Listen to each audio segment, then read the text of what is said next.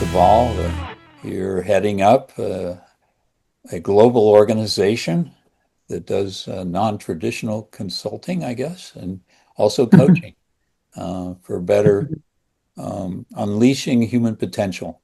And we thank you very much. Thank you, David. So if you have any questions, I'm sure David and Grayson can answer most of them. And thank you very much. Thank you. Thank you so much. Bye. Bye. Okay, so here we are in GrowthOD, and the topic today is a socioeconomic approach to management. We've just heard from Amandine Savall, who's taking over a global organization. By the way, Grace Ann and I presented, they asked for critiques of SEAM at the 50th anniversary, and Grace Ann and I had a number of proposals, but one of them was to increase AI use in SEAM. So maybe that one is not going too well. And that's a nice segue with Ken Long's presentation from last week that we very much appreciated. We were talking about how to use AI with SEAM to teach SEAM to the clients, coaches, consultants, because as you've heard from Amandine, it's full of many, many beautiful concepts that need precise definitions, case examples. There's also a lot of overlap with axiology, Vujade, a number of processes. I'll just start with Vujade. With Vujade, you have the intrinsic, well, let's see, the extroverted and introverted, the process-oriented and outcome-oriented. So you saw parts of that. Now with the axiology, you see that releasing human potential is the highest form of value in SEAM, which is intrinsic in formal axiology. The extrinsic, right, is not so focused on the rewards because they're not measured properly in the accounting and financial systems for SEAM. So SEAM believes that there are 50% hidden costs that aren't revealed by these extrinsic measures. The systemic is a problem for SEAM, which is the third aspect of the hierarchy of value, because of the TFW virus, Frederick Taylor, Henry Fayol, right, Max Weber, everything in a job description, everything by the rules, everything by the roles in the system, or the system was put on the pedestal ahead of the intrinsic portion of it. So I'll just, I don't know how much of that you caught, Peter, in Amandine's presentation. If you care to remark, maybe it would be a good opener to a conversation.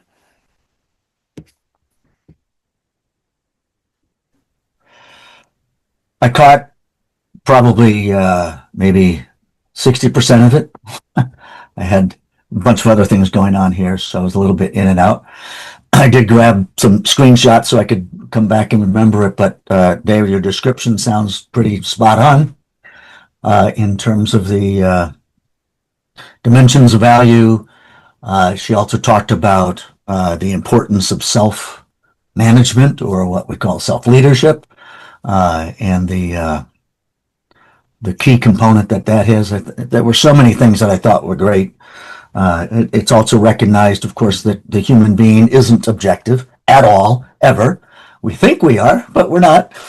And dealing with that subjectivity, I don't have all the SEAM language, obviously, but there certainly seems to be a lot of correlation. Yeah. I think so too, and I'm going to recommend to Amandine and Henri and Marc Bonnet and Veronique Sardet is that they consider using the instrument of axiology, axiogenics, because I think it would be a good complement to their approach. So I'd be happy to talk to them. I'll bring. And so what are some other observations, those of you who are watching the Amandine presentation before we get into this one with everybody? I Tom and Olivia, you were there for the whole thing, and Wanda, you were there. Dr. Wanda, go ahead, please. oh boy, so many applications to what I've experienced. When she said that it's really difficult to work with engineers because they're very focused on the subjective, and I have to agree with that because I've had the same experience working in cybersecurity.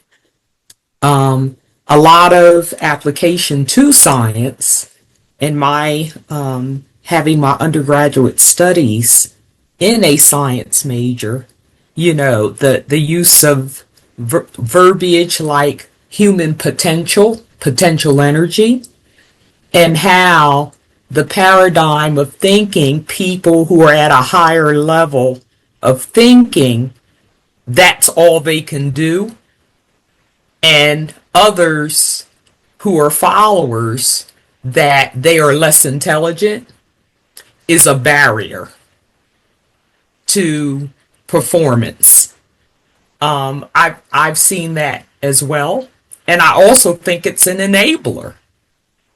And people themselves start to believe, if they are in positions of labor, that they're incapable of thinking or contributing to intellectually the success of an organization.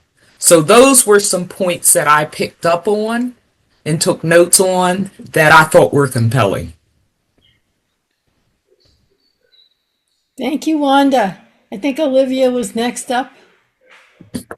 Yeah, it just was really great. I'd seen little bits of it and read about it, but I really loved how it all fit together. And it's exciting for me. I wish I'd known about it 20 years ago, because I actually in corporate could see this human failing, and then decided to get a PhD in organizational development, spent a year doing that, and realized they weren't teaching any of this stuff, and that's why I dropped out and wrote the book that I wrote, that basically went nowhere because I had no credibility, but it was all these ideas, but I didn't know how to fix it. So this feels like the juice of just really how to fix it between the measurements and the storytelling. So yeah, really loved it.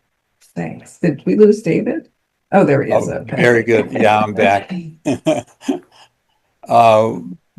So one thing that Go I ahead, Grace Ann, please. was impressed with, for years when we went over there, we would sit for 1, 2, or 3 days with Henri and Marc Bonnet, and they would have flip charts and all of these philosophical concepts all over the place.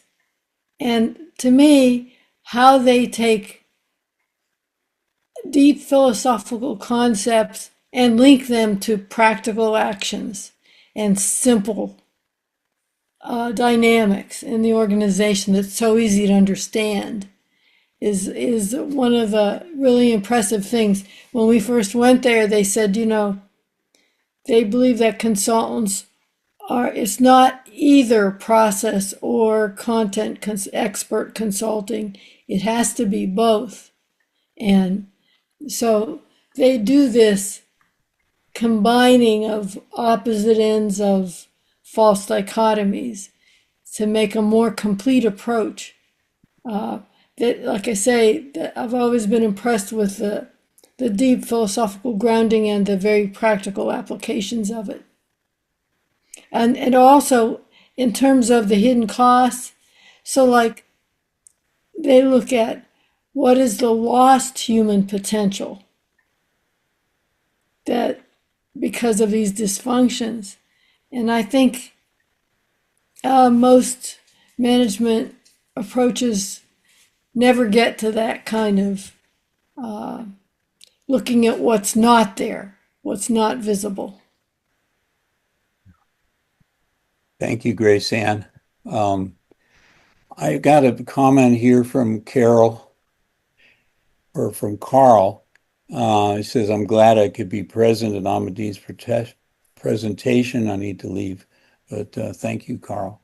I want to bring up the notion of the higher education because one of the things that came through in Amandine's presentation is the promise of contributing to knowledge. And when I observed her in Lyon, France, challenge a doctoral student's dissertation and saying, okay, you've brought all this money to the client, you did all of these things successfully, but what is the generic contribution that you're making to knowledge? You know, and I was shocked by that because I hadn't seen Amandine take up the role of training doctoral students. You know, it was always Henri and Veronique, and I've watched her become of age, I guess, with two children, and it was marvelous to see her just challenge these doctoral students to raise the standard of their dissertations. So anyway, well, what do you want to talk about now? Could I add Go the ahead. other thing that I never heard them say explicitly, but it has always been implicit over the years, is this idea that that there's a mutual level of respect, that they're partners, not a client consultant, not a top-down relationship. I think Tom has his hand up. Please, Tom, go ahead. Thank you. Thank you, David. Yeah, that was really, I really loved it. I see so many applications. If I look back at my career where there were companies, I think I mentioned before when I was in Australia, they had what they call the Australian nod, which was this during the meeting, and the minute they got out of the room, it was this. And they literally term it the Australian nod because people will sit in a meeting and agree with everything that you say. Okay, are we in agreement? We're going to do this. Yes, yes, yes, Tom. Yep, yep, yep. And then out the door, and you find out 3 weeks later, like, how's that coming? And they've done nothing on it. So it is really a problem that causes, it's just a huge problem in my experience, at least in organizations where when I was at Kmart, you know, this is the way we've always done this for the last 90 years or whatever. And it just didn't work right. So there's all of this dysfunctionalism is prevalent, I think, in so many companies. And I like the fact when she talked about sort of this, we're in an environment where people are trained in a little area of, there's one cube that this person is an expert in this, and this person is expert in that, but they don't necessarily understand the whole, all the cogs in the wheel and where the train is trying to go. So I thought it was really fascinating. I would like to see her come back. What would be really helpful to me is her coming back and going into some of the methodology that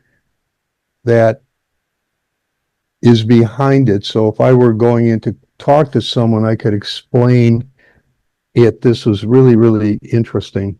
And I think I really believe I can see why it's gone on this long and how they can really help companies. And I like the fact that it can be proven mathematically, that it's just, I come out of a marketing background, so there's a lot of stuff that is theory, let's say, that isn't always provable. And marketing is one of the favorite areas. They like to come in and say, yeah, it's great, Tom, but show me the evidence. And having spent all this time in marketing, that's why I love direct marketing, because I could measure every single thing we did. It either worked or it didn't work.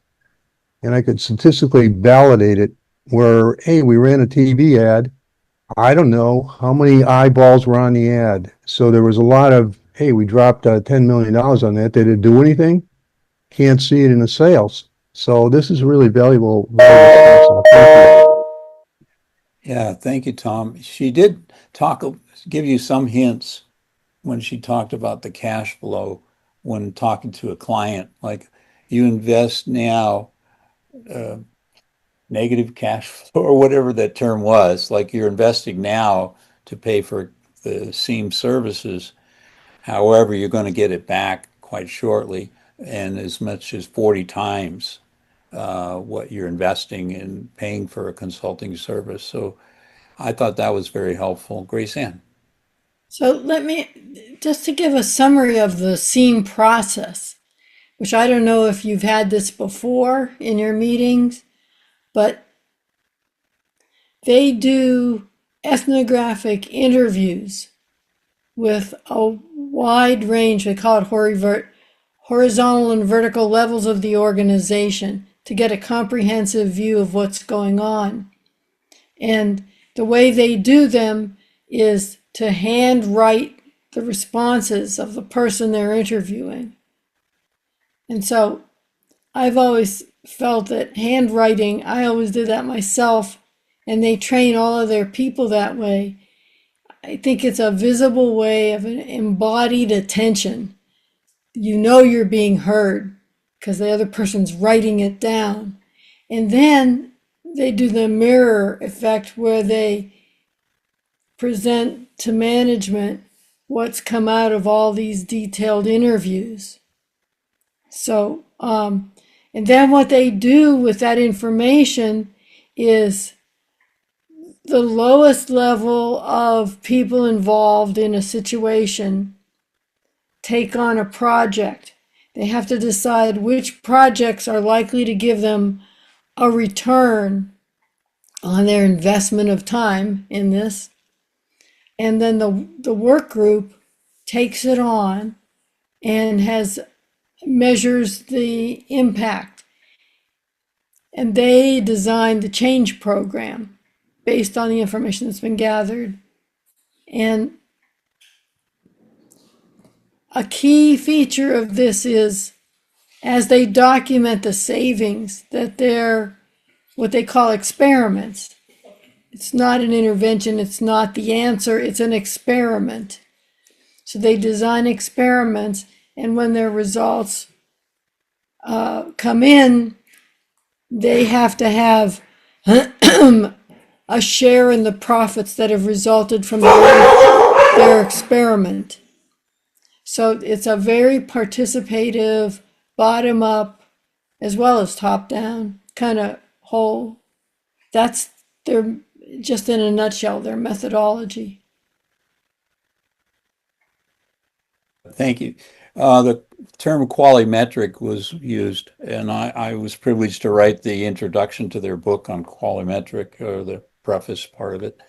And it has to do with the three kinds of things: the qualitative that Grace Ann was talking about, but also the quantitative, quantifying the number of times that a particular dysfunction, as they call it, is mentioned, the ways in which quantify it by getting at some of the activity-based costing approach, it's called in the US.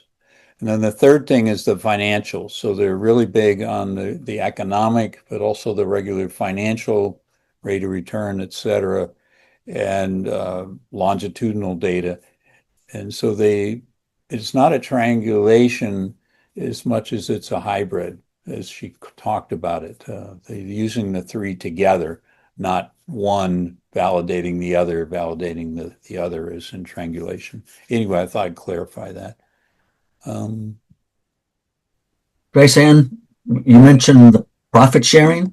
Can you say more about how that works? And the reason that really caught my ear is because Dr. Hartman, father of axiology, is considered one of the fathers also of profit sharing in the world. So that was an interesting little connection point.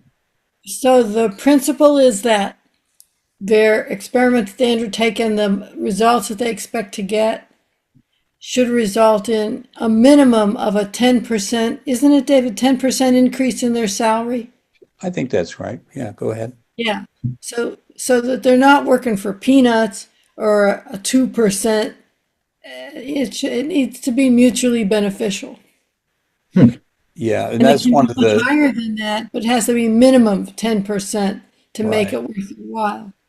I was just going to add, Grace Ann, that one of the stumbling blocks in the United States implementation of SEAM is they won't take a contract unless there's profit sharing with, in the following sense, when they do the teams that work on recycling the hidden cost into potential revenue streams, and they show that that's happening, they want the team that created that result to get a profit sharing over. It wouldn't be forever, but it might be over a certain time period where that'll happen. And the U.S. corporations are just vehemently against that. So it stopped the implementation of SEAM here in the United States. Olivia, go ahead, please. Yeah, I was wondering how often it seems like I love the idea of the profit sharing because people will be more motivated to make it work. And then I could see it coming up against their own unconscious biases and wounds. And so is there typically coaching required? Are there people that basically go, I can't do this, and then quit because it's kind of forcing them to look at their own personality, perhaps? You know what I mean? Absolutely. It's a big issue. I'm glad Vanessa's in the background because I was going to ask her to jump in on this too, because when we were in France this last time, there was a lot of attention to coaching. That SEAM has always been doing coaching, we were told. It's not just consulting, because Grace Ann and I were, and me in particular, was bringing up the idea that coaching is more popular if you do a Google search or a YouTube search. SEOs, there is more things out there on coaching than there is on consulting right now, which is an interesting trend. And they said, we're doing coaching because we have to train them how to use these tools. And her examples of the infant too, that our natural orientation is to argue, as Louis Pondy says, the organizations are more about anarchy than they are about cooperation. So how do you get them to cooperate? And that means coaching. You need a lot of intense coaching, the kind that Vanessa did with me a couple sessions ago, and Lucero, and also our success coach, right? Joy did a lot of good coaching. So I've always felt that there's this, what I'm trying to focus on in GrowthOD is that there's a coaching role with SEAM, that we can do, and with AAM. We can do these approaches, but we need active coaching to go on. It just doesn't happen by itself. Jack, go ahead, please. Yes, thank you, David. I wasn't here for the beginning of Amandine's presentation, so I came in really toward the tail end, so I don't have much to add to the substance of her work. But I do want to say this, since you brought up consulting and coaching, can you take a minute, David, and then maybe Peter or Olivia can also add in, when we look at the difference in consulting and coaching, I often think of coaching as being very much more facilitative and much more about taking the client through the process and implementing and applying the work that might come from consulting, or more of the numbers that are driven. But if you can, in our own group here, I've noticed we've never really talked about the difference in those two elements. But consulting, of course, for me is very different than coaching. And I can appreciate the French and the Europeans putting more emphasis more recently on coaching and how valuable coaching is. Can you elaborate a little bit on that? Sure. It comes down in SEAM in particular that they only take an engagement of at least 3 years. So it has to be a 3-year commitment. And that, what Amandine talked about was that they are partners with the organizations. They're not supplying this kind of one tool or another tool or another tool. So a lot of consulting, particularly in the early days, was about, we have this tool of survey research, or we have this tool of offsite team development or ropes course or something, and we're going to implement that tool for you. So the consultant is the implementer of it, where a coach wants to leave the knowledge with the client, wants the knowledge, the skill and the knowledge to develop with the client, and what Grayson calls ensemble leadership. Like they're both part of leading. SEAM is part of it, and the client is part of it with their coaching. So they're learning coaching as they go along. The other thing she said, Amandine, was that things get kind of disorganized when they start doing a lot of DPIs, diagnostic project and implementation and evaluation. That's what DPI stands for. When they do these DPI teams across the organizations, they're generating so much change, it can get very disorganized. So they're working in partnership with the organization to get it to go in a direction to have it's synthesized, I think she said. So that's part of anyway, I know a lot of consultants that also are coaching, not just consulting, Jack, and I think you were probably doing both. And I know in GrowthOD, we're trying to have a role for coaching and consulting in the same interventions. But this Wait, David, if I can add this in, in the onset of coaching, let's say 25, 30 years ago, when coaching really became embryonic in the world, in the late 90s, early 2000s, when coaching really came in, it wanted to define itself separate from consulting in a way to put some boundaries in how consulting facilitates coaching and how they work together, but they don't enmesh. In other words, the coaching industry, if you look to the big WBACs and the organizations that oversee coaching on a global level, it's very, very, very important that they're trying to differentiate the boundaries and how consulting can help facilitate coaching, but where there's boundaries in those two different functions to make sure that the coaching people understand that their function is separate from consulting. But that's ongoing. That continues to be an ongoing process. More of a debate than a process? Well, yeah. I'm sure it's both, right? There's sort of four components if we look on all of it.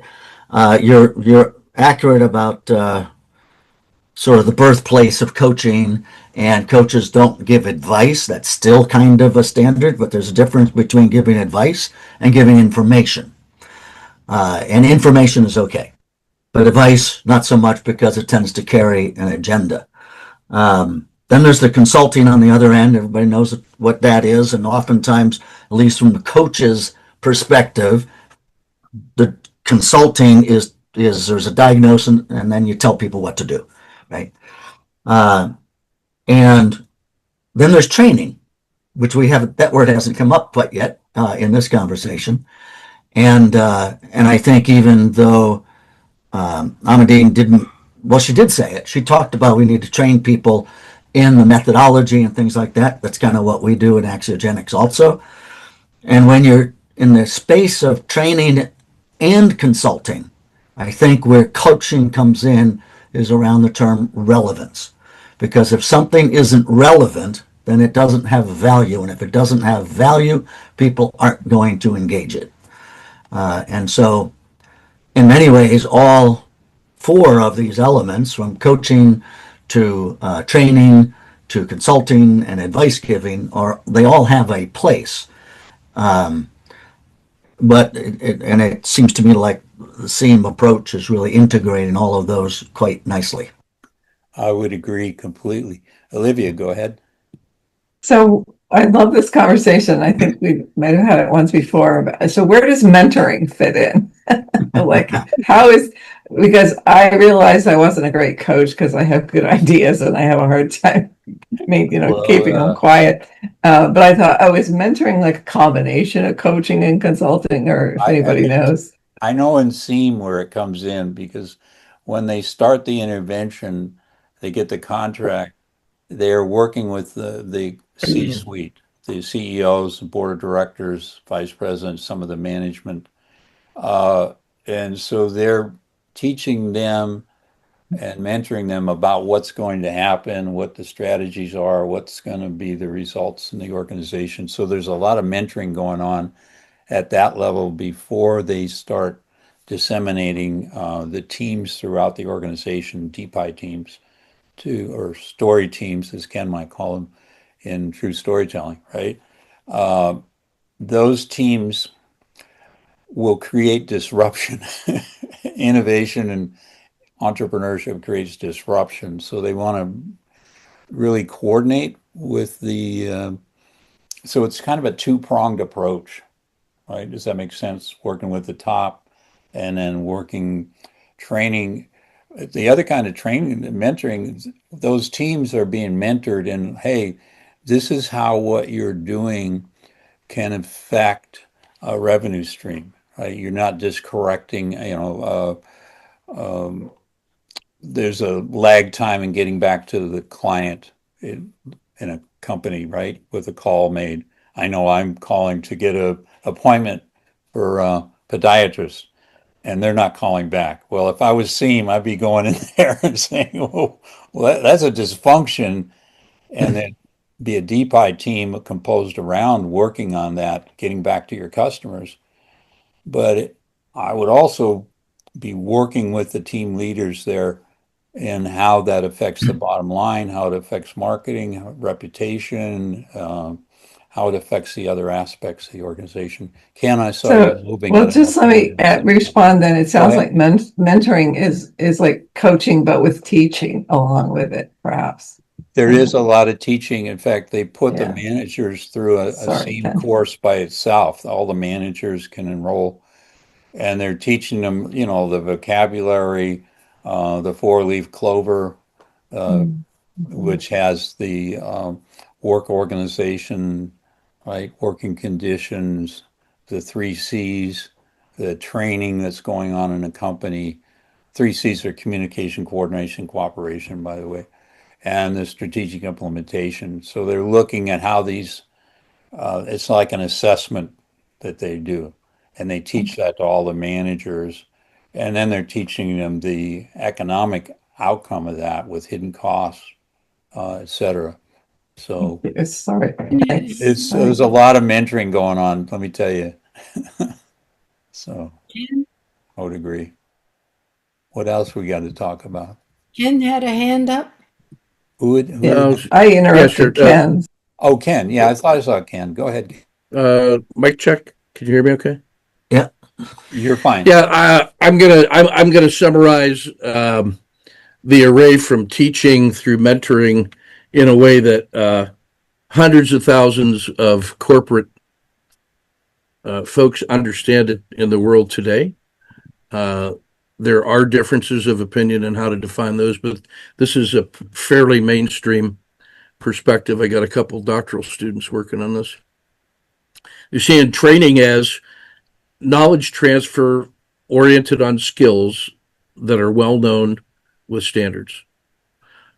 Coaching is seen as performance improvement that is tailored to a person in that position with the help of a coach to achieve better performance, but really trying to put agency in the person doing the work, so creating their agency. Mentoring is seen as a voluntary relationship between two people in the same broad area, but not in a supervisory responsible relationship. And it is a social contract between those two to define for themselves. That drives the Army absolutely nuts because everybody wants to establish a directive command relationship. And the essence, the most significant difference between mentoring and coaching as we see it is that mentoring is two people meet and exchange longer term visions about possibilities as opposed to looking for a direct solution.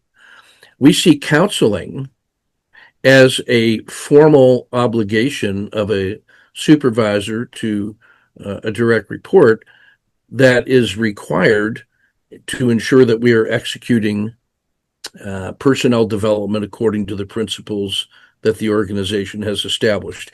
You see that in strict hierarchical kinds of organizations that are trying to formally address personnel development.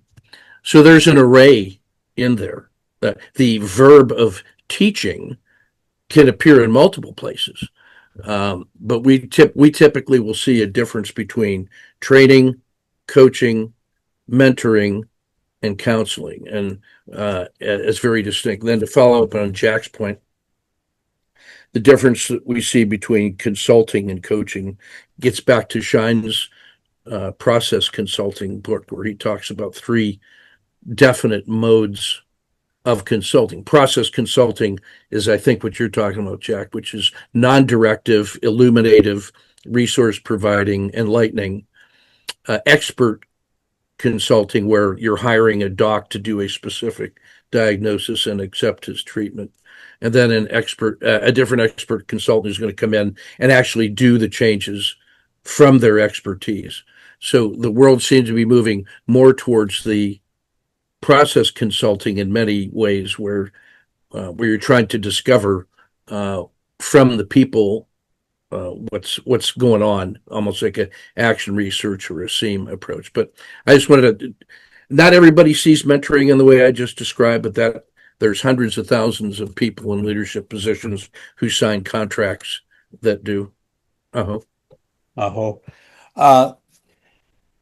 wanted to show you some work I did based on Ken Long's presentation last week. Is this a good opportunity? And it's about SEAM. So I'll take it. I don't see anybody running from the room, so I'll try it. Let's see. So what I did is created a new website for tools for GrowthOD, and it's at growthod.com. And this is tool number 7, about SEAM. And I used the New Mexico State University case because I worked there 23 years and I was implementing SEAM and teaching SEAM, consulting and small business to doctoral students, master's students, and undergraduates. And one of the things I did was use the Notebook LM. For example, it does these mind maps. And I put a mind map in here, and then you can expand it, and then it'll look like that. So it gets really expanded. Let me see. Socioeconomic approach, and then the clover leaf, 6 categories, for example, that usually is taught: working conditions, work organizations, communication, coordination, cooperation, time management, training, strategic implementation, and kind of a definition of each. So other aspects of SEAM that I focus on, and the financial consequences, for example, excessive salary, excessive time and overtime use to get a job done, overcompensation, non-production, non-creation of human potential, accidents, non-quality risks, etc. So that gives you a little bit of an idea of some of what's in here. And I've experimented with embedding a shorter version with the SEAM 4-leaf clover. Some of the things I talked about in a presentation to you all about a month ago with Amandine says the working conditions, work organization, time management, 3 C's, integrated training, strategic implementation, are interrelated. So here you see a diagram of that interrelationship, and with Yue Kai, one of my doctoral students that specialized in SEAM, you can see this kind of spiraling thing, and we went through that. I just wanted to show you a little bit about some of the things that are now in the regular display. And here you see the, let's see if I can make that bigger. Okay. I'll make a copy of that for you and put it in the chat. So it gives you an idea of kind of some of the tools that they use, a little bit about the DPI diagnostic project implementation evaluation, and some of the C spiral, kind of the general direction that they're working toward over time. So I just wanted to tell you, Ken, that I uploaded SEAM books and my own original articles on SEAM to generate this display I showed you. In other words, I just didn't, I think part of the issue is you can't just say, AI, go do this and expect to get any results. You have to train AI and put in the right information. Ken? Yeah, what you're doing is, you're using best practices in creating a retrieval augmented generator, which is to give it expert knowledge in a subset that it will use to focus its answers. It'll use the reasoning power of the large language model, but it will restrict its search and analysis to the training material that you provided it in that way. And Google, that Notebook LM is really powerful for that purpose. Yeah, I went ahead and signed up for it, Ken. The nice thing about it is that I can retain my library from one session to the other. Well, I want you to go notice that in the last week, they just added a quiz function and a flashcard function, and that will give you a pretty good grad school level set of multiple choice questions to test reasoning. And the flashcard will give you 60 to 70 knowledge level, like definitions of terms and things like that. Very handy study guide for acquiring technical language. Yeah, it's beautiful. I put in a section there on Rehab Tomorrowland about our adventures with Grace Ann. So she hasn't seen it yet. I hope she'll approve it. So we'll find out. Olivia, go ahead. Yeah, can I ask you, Ken, if it's okay? In Notebook LM, do you put all your materials, and then do you have in your query, or when you're requesting something, do you have to direct it to that resource, or does it just know to go and look there? I know this is kind of technical. When you load up sources in Notebook LM, you can have up to if you're using the Pro version, you have up to 300. It will search every source that you have selected. You can select all, some, or one, and whatever set that you have selected, it'll restrict the search to that.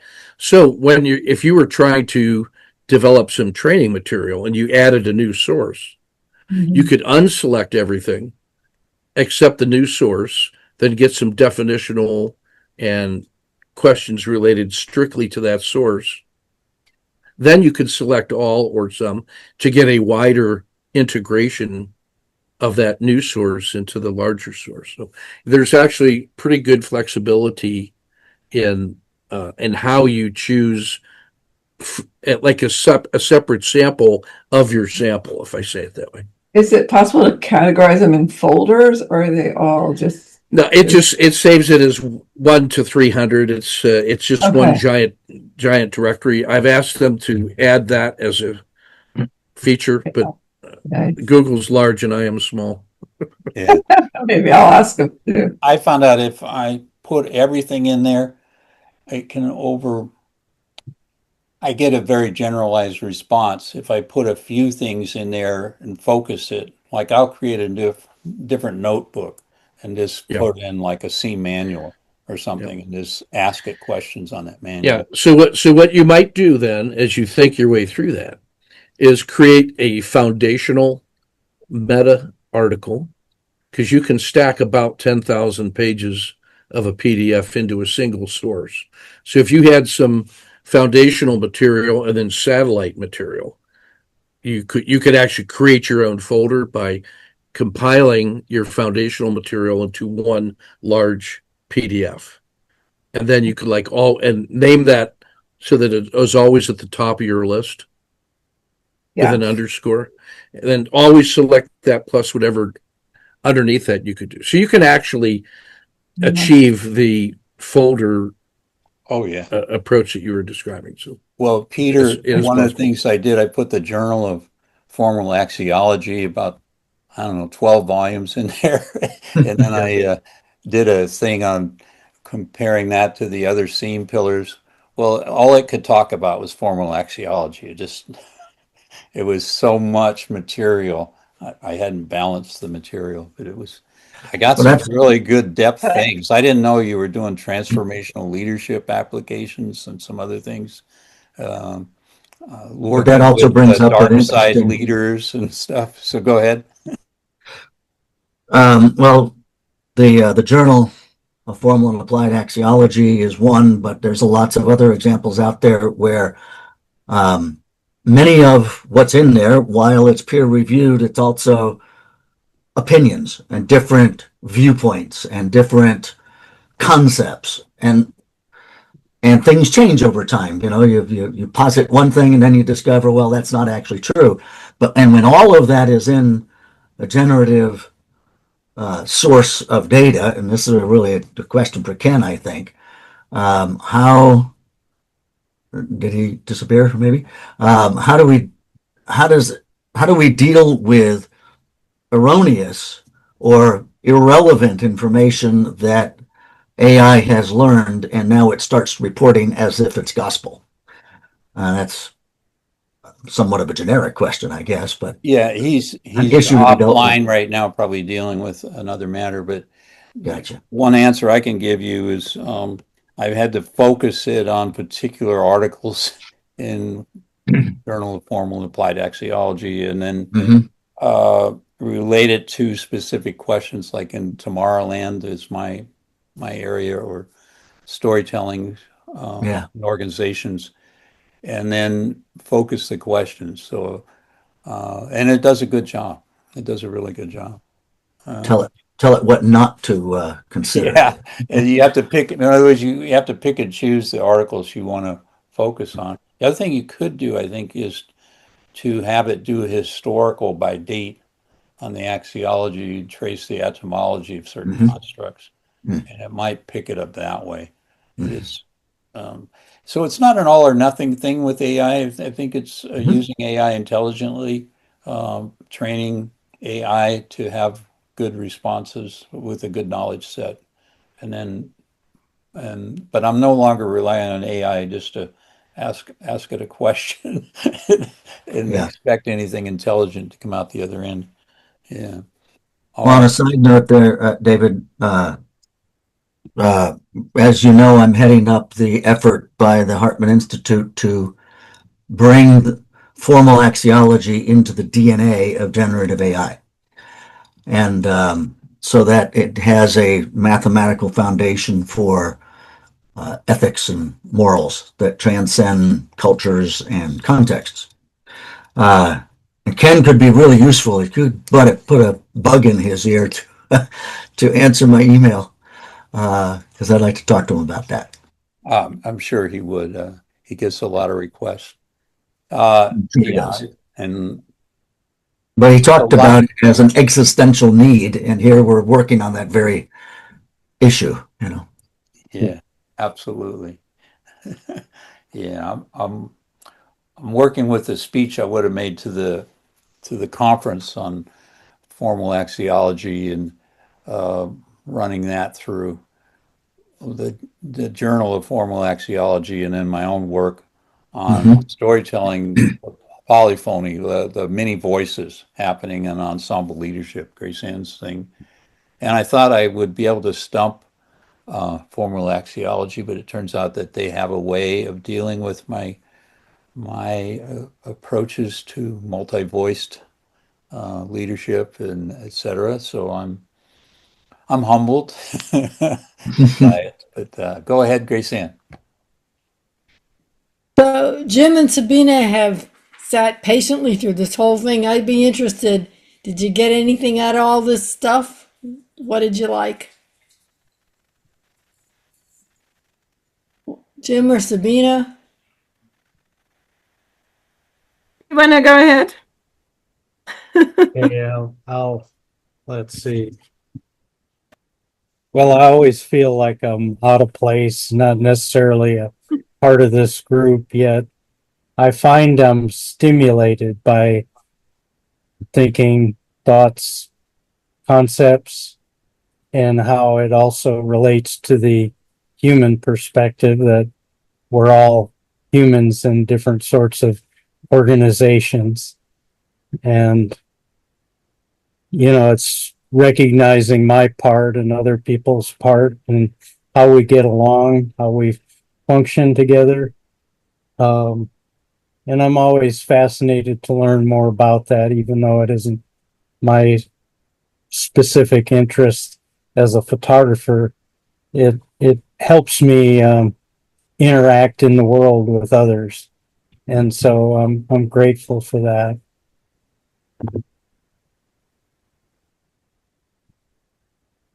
Thank you, Jim. Sabine, I'll have you know we put in David Trofimo's book and Well, that's to good. work out the AAM. I admit that I do feel a bit out of place, but then I really appreciate getting glimpses into a world that I know nothing about. And I think every little bit that I get here gives me a window into this world that, and I find it fascinating, and I think it shifts my thinking a little bit too. I loved what Amandine said about bringing really the humanity into this, and also considering not what ideally companies think we should be, but how we really are, with all the quirks and shortcomings that we have, to take that. I love that when she said, well, disobedience, oh, we all have that in us, I thought, okay. But I think it is so different from what I think of, companies. It's like, the structure, here's what you do, 1, 2, 3, 4, and that there are other ways. I found that enlightening, but I think, it goes beyond, I think, companies. I think to bring the humanity back into our society at large, have compassion, have understanding, instead of just like, oh, you did this, oh, how could you, these, and I think that it has larger applications in real life, which I appreciate. But I did have a question that really struck me, and I took copious notes, as you can see here. And I circled this because I am wondering, bringing together fragmented individuals and groups. This is what Amandine said. The fragmentations can sometimes be quite old, right? I mean, sometimes they have a real history. It's like trenches that get deeper and deeper over the years. How does that get approached in real situations, when it's like the trenches got deeper and deeper? How do you do that, when things are so divided over the years? I mean, how do you actually do that in a real organization, to bring people together that all come with baggage and histories, and, oh, you did this to me 20 years ago, and you said that 50 years ago. I'm glad you're asking. How do you get over that? Because, as I said, some of these things are so old and so ingrained. Yeah. How do you get over that? Well, one of the ways we did at New Mexico State University, and Grace Ann will give you an example in a second. Okay. when I took over as department head for the management department, we had these 20-year battles going on, people not talking to each other and actually very antagonistic to one another. First thing I did, and it affected the doctoral program too. So those students were acting out the same dynamics that the faculty were having. So I called on Terrence Krell, who you may remember from long back, who was a doctoral student with me at UCLA. He wasn't my doctoral student, but he was a good friend. And I got him to run a T group with the doctoral students. Well, I took the faculty in the management department for my own coaching sessions up to Hillsborough, and in this stone-built lodge, and we talked it out. We had a lot of time to talk, and I don't know that cured everything, but it opened the doors. And the other thing we did was I quickly realized I had 6 specialties among 15 people, and I worked them into 3 different groups because everybody was vetoing everybody else's suggestions. So it's kind of bedlam. But it really brought home the idea that organizations are chaos and anarchy and not cooperative unless you bring about cooperation. Grace Ann, maybe you could talk about Can you define a T group first? It's a training group. Grace Ann and I have been to them. Grace Ann, you want to talk about it? T group is pure process, no content. Well, the process is the content. It was another way. Yeah. Oh. They never talk about the content of anything. It's just, well, you spoke. Why did you speak now? Why did you sit there?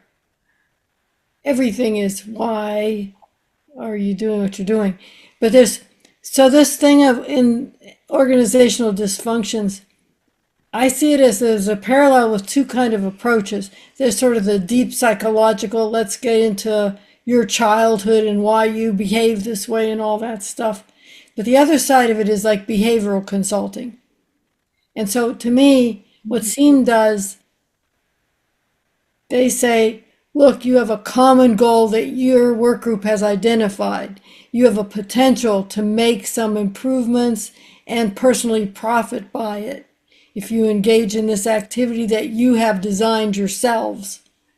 And so do it, and you do, because this other stuff is kind of irrelevant. Grace Ann, would you give the example that we did with the training lab at NMSU? Remember we took them all to the basement and you had them in separate rooms? There are all kinds of ways to bring out the assumptions and the patterns of behavior and stuff. So when we did the analysis of how do you see yourself, how do you see others, and what do you think they're going to say about you, it brought out a lot of assumptions. And then what happened was the group that were the secretaries, everybody assumed that they would complain about being overworked and underpaid and all that stuff. And what they came out with was they said, if you shared more information with us, we could be more helpful. Everybody was shocked.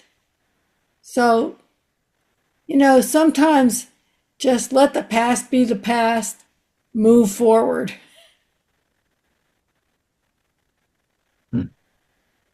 Thank you, Grace Ann and Olivia. We want to take it from here.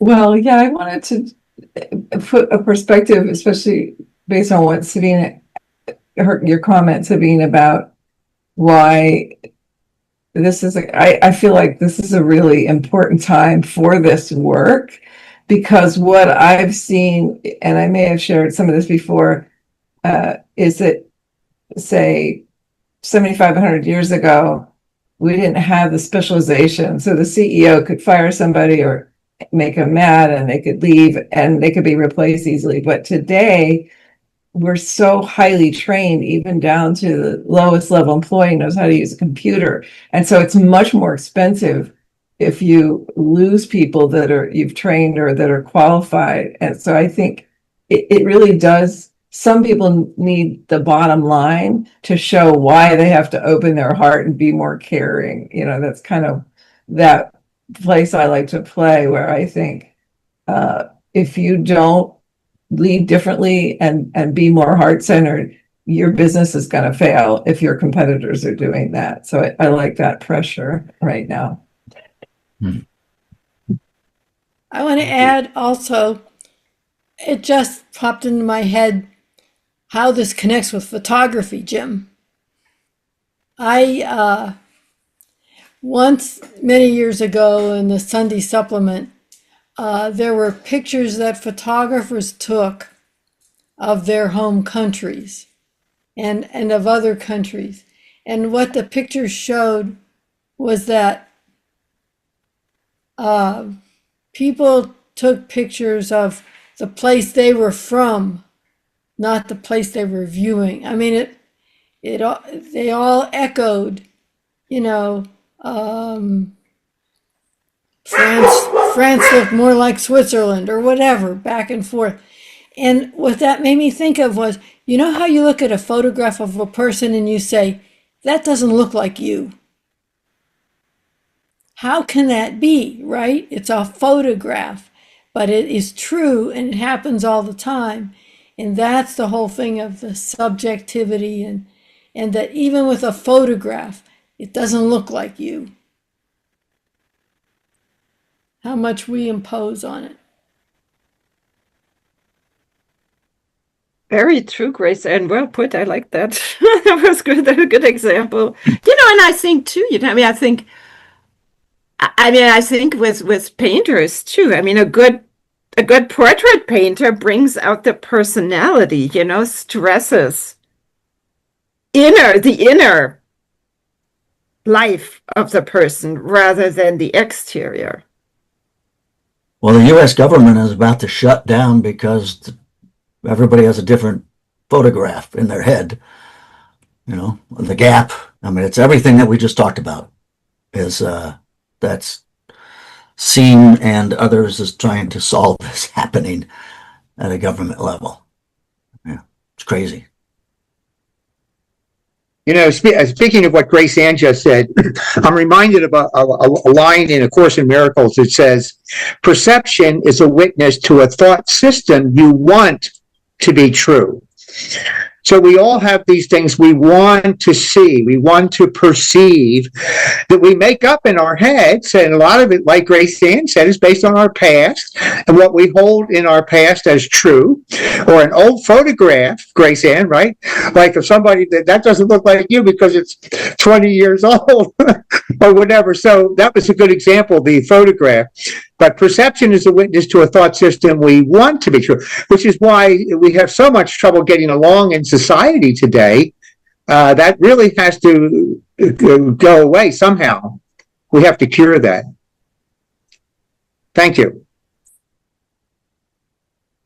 I just add that I've observed in my own artistic pursuits that my psychology influences the final image, you know, and so it becomes unique at that point because of how I think and approach things is a little different than anyone else's. And so it's, for me, it's always an opportunity to present that uniqueness of my experience, which colors how everyone else sees it.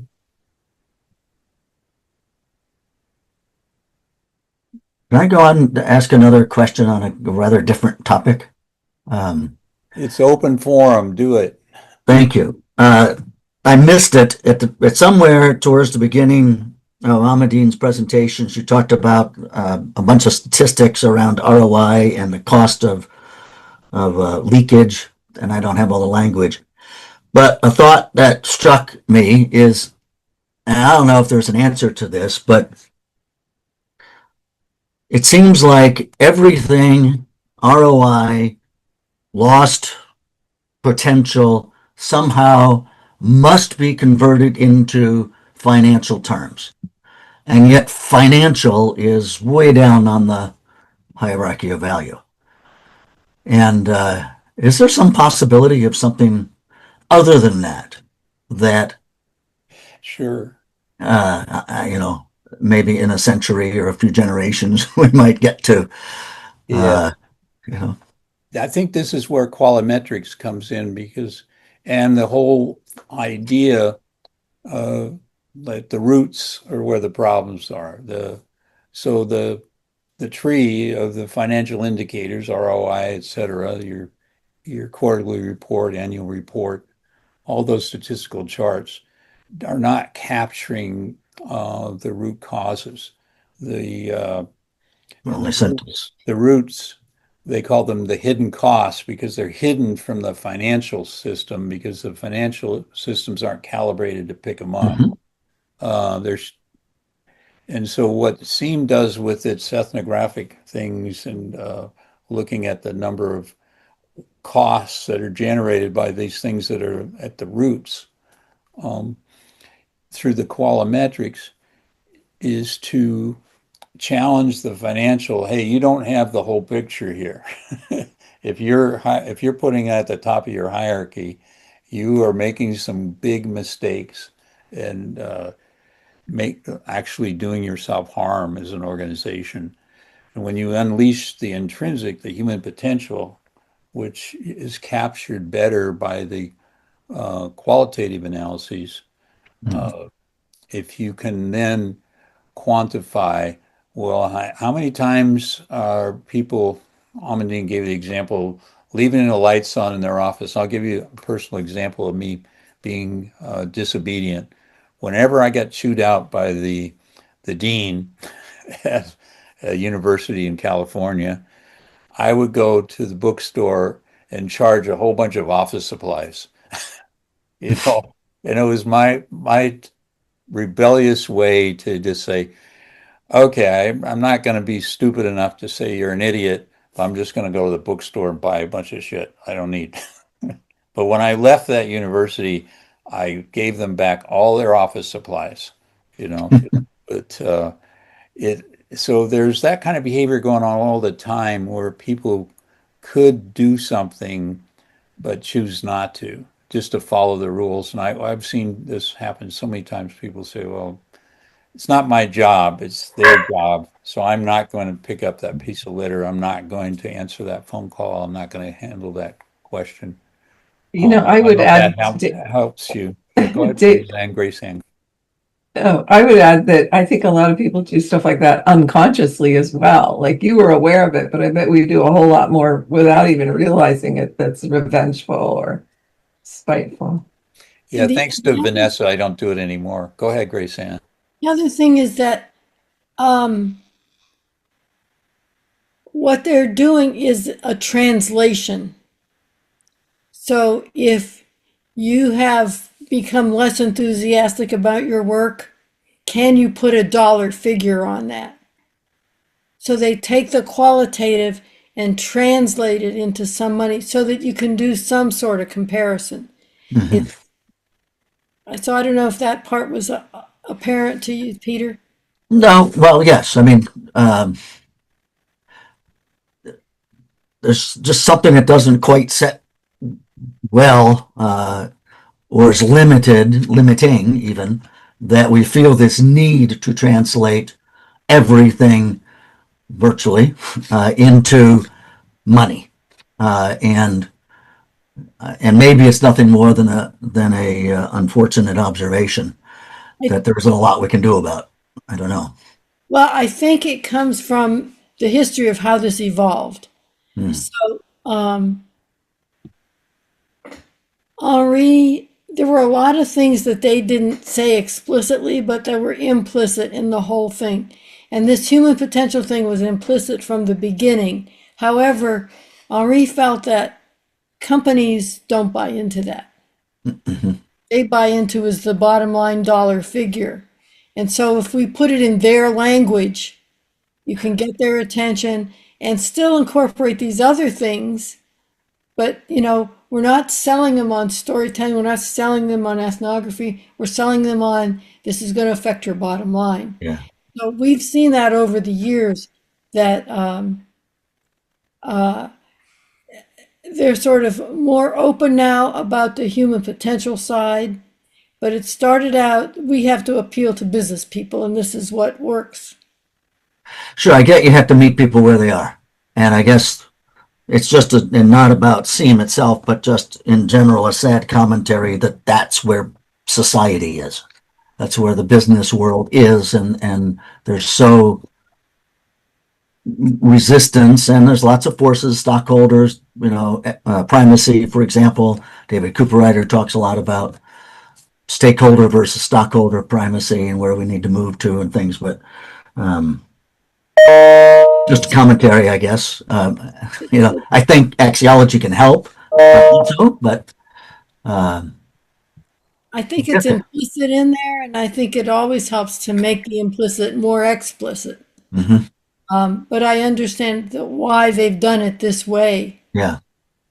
Sure. So, Olivia, bring us some glow here.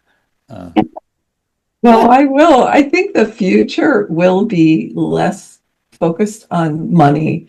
And I do a lot of geopolitical research, as some of you know, and I understand I believe, and I have a lot of other people, that there's been this kind of forced scarcity on all of us, and that is going to be changing. So if anything happens in this thing now is like next week around, or this week around the banking system, my research says that we're going to be going on to a new one, and there might be some chaos, but it's all going to work out. And then I believe we are going to have much more freedom to not be worried about money, but to be really invited to know ourselves better and step into the world from our place of our gifts and our highest values.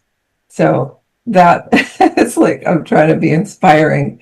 I do feel that stuff may happen, even like an internet outage, and that to know that on the other side is a great opportunity, and that we are so well positioned to make a positive impact in that new world. So if anybody wants more information, let me know.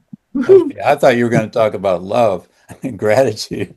That's the future, is love and gratitude. Those will be the current. Those will be the currency, not dollars. Yeah, because they have such things as the happiness index in some countries, and they have and we have our glow score. When we go to Denmark, there's a lot of concern with providing for the bottom layer of society, so it's a more of an intrinsic appreciation that by caring for everybody. And they have very strict control of their borders, so it's really a beautiful way that they design it to support everyone. Yeah, my nephew lives there. Oh, kids. Cool. Well, Jens Larsen et al. So what else do we want to talk about? Yeah.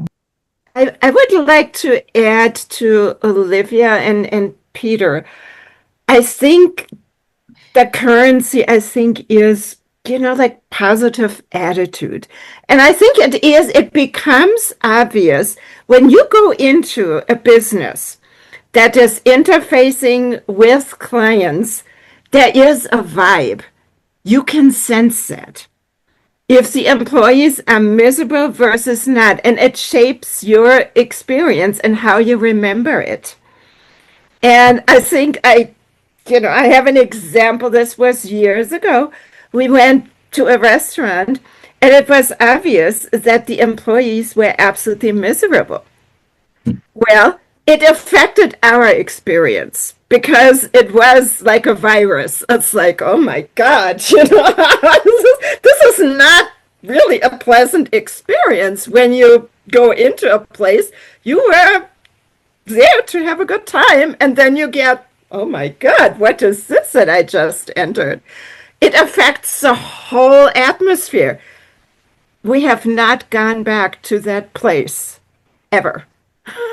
So, and there's that vibe, I think, and you sense that, right? And I mean, it's really easy to spot. Okay. And that clearly affects the bottom line. So, Okay. oh, They have done studies on that sort of thing years ago of in banks where the employee satisfaction affects customer satisfaction, and yeah, they've my question is, what is the ending time of this meeting? It ends whenever you say it ends, Grace Ann. Half past the hour. I think I want to show one thing before we stop, and it's a good time to stop, I think, but let me show you 15 seconds of love, joy, and happiness. So.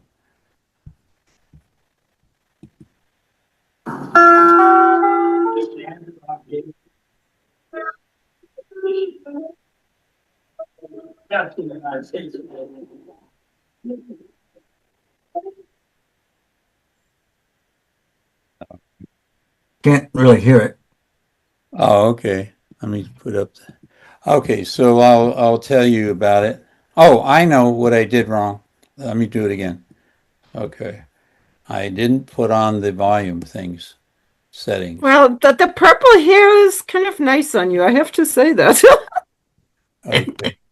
Let me go back here. This time you will hear it. This is Andrew. I'm David. We're here at the Rehabilitation Hospital of Southern New Mexico, which is the best in the United States, by the way.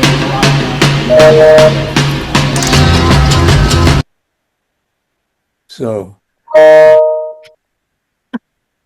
that was the last day when Grace Ann checked out of the Rehabilitation Hospital of Southern New Mexico, and it was rehab week, and every day they had a different activity.